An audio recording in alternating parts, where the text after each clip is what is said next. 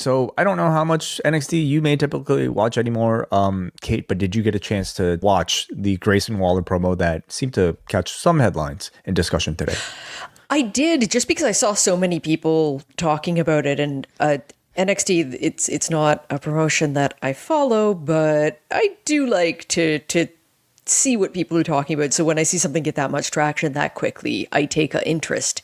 And so yeah, I checked out what he had to say. It's interesting because I haven't really followed his trajectory in WWE at all. He sort of postdates my viewership, but at the same time, I feel like every time I see this guy, it's like, wow, he can really talk. Like he can, like he's good on the mic. He projects his personality well, but it does not, I guess, seem to have come together for him. So just a little bit of a recap for people who may not have seen it, because it has spurred some interesting discussion here. He says the last 2 years of his career were an embarrassment. He talks about Austin Theory, his former tag team partners. He said he spent time carrying a 240-pound idiot on his back. He doesn't care how many bells and whistles you attach to him. That Marty Jannetty is still allergic to the microphone. He referred to his funeral storyline with the New Day, but says the only thing dying was his career. He says past NXT champions get the red carpet treatment rolled out for them upon their main roster debut because he's never had that. He's just a Netflix ad break comedy act, his exact words. On Cruz Montana, he says being TNA champ isn't what it used to mean in 2005 and compared it to being the best basketball player at the local YMCA. He talks about Tony D. He says the only reason you're the best now is because there's nobody left, and he's going to send him home to that ugly baby of his. He then sent a message to the male NXT roster. It says, they're fine putting WWE wrestler in their Twitter bio just to impress the local girls and spend all their time in medical. He says the women in NXT are running laps around you. 10% of the people back there are ready for call-ups, and they're all women. So, they do a whole thing where like he gets his mic cut off and the stream is ended, etc., etc. I thought it was like a really fun, like attention grabbing type of promo with some great delivery from Waller. Now, come on, can you really believe that it was any like sort of shooting? Oh, of course not. Of course not. No, no, But no, for no, me, it's no. just simply setting the stage for what was, I think, ultimately a very strong pro wrestling promo. And, to me, it shows the value of NXT as a platform for guys to be able to rehab themselves. Waller has completely, I can definitely say, drowned on the main roster, and he would certainly never get a chance like this to cut an 8-minute promo with this sort of substance on Raw. But NXT, I mean, it makes it feel like a special attraction, and he feels like a special attraction, so it's a place, NXT right now, to certainly create new talent that you're bringing into the company, but I think it should also be a place to refurbish existing talent on the main roster. So, especially you see a lot of untapped potential in a guy like Waller, who looked like he clearly had some pent up frustration over the years of misuse here. So, I've seen also some discussion about like the fact that they're giving this sort of platform to somebody who is 36 because that is apparently old, by some standard here. But I mean, Santana is 35. Naraku is 39. He kind of fits in that sort of like tier now of guys who aren't necessarily just starting out, but guys that are close to being maybe more ready for like your mid-level, maybe even in a few years, hopefully, world title level picture on the main roster. So I definitely think that sort of investment is worthwhile, and we'll see if it pays off for Grayson Waller with this run.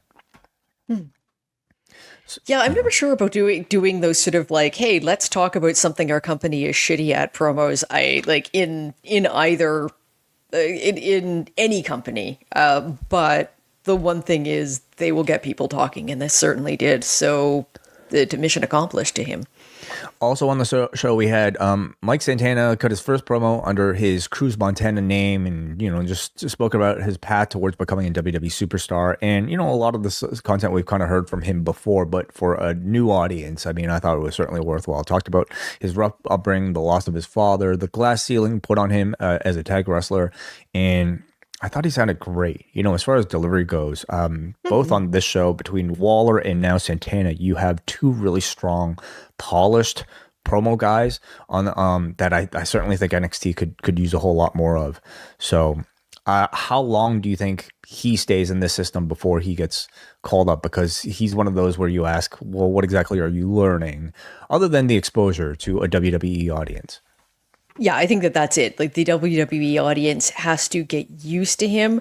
I think what they have to guard against with him is he's one of these guys where he's kind of like the online wrestling fans' favorite guy. He has a lot of support there. I don't know if he's a proven commodity in front of a larger audience, and hopefully they're going to be able to sort of gauge how well he'd get over in by starting him out on NXT.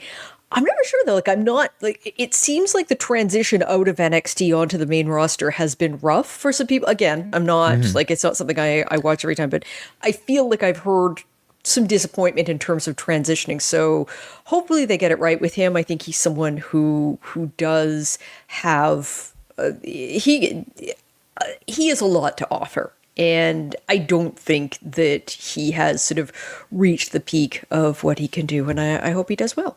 It's been mixed. I mean, they have their selection of guys that they are like, taken seriously. And you look at Obafemi and Trick Williams as probably the two best examples on the male side of things of their transitions. But then you've got guys like Ricky Saints that are just, at this point, I think seem pretty destined for like a mid-tier, very sort of almost invisible role.